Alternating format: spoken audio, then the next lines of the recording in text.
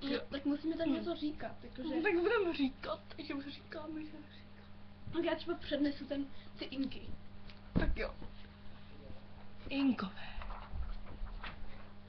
Už tam Takže. Jako ve škole. Jo. Takže. Inkové žili na území dnešního Peru v Jižní Americe. Uměli stavět mohutné chrámy, paláce a bez použití cementu. Byli zřejmě největším a nejsilnějším národem v Jižní Africe. Jejich původ se přesně nikdy nezjistil. Žili dlouhou dobu na vládu na Peru. Mezi nejznámější inská města patří Machu Picchu. Název města se do dnešní dny nezachoval. A tudíž byl převzat název od blízké hory Machu Picchu, které se nad ruinami tyčí. Inkové začali město stavět okolo roku 1430.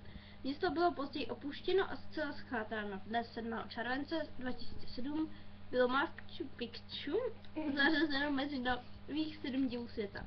Typické pro inskou kulturu jsou obrovské stavby z otesaných kamenů spojovaných bez malby. Používali zlato, stříbro, měď a bronz. Místo klasického písma používali uzlíky. Záleželo na velikosti, vzdálenosti, počtu uzlíků a barvě. A to byl referát o Inkcích. Machu Picchu. Tak blbý jméno.